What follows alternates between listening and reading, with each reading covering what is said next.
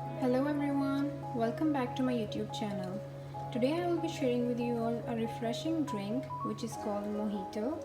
You can try it at home. It is really good for summers especially. It's really refreshing. So you can try it at home. It's really easy to make. Okay, so let's start making. So the ingredients we need are slices of lemon, mint leaves, ice cubes, and of course we need 7-Up, slice of lemon, crush it little,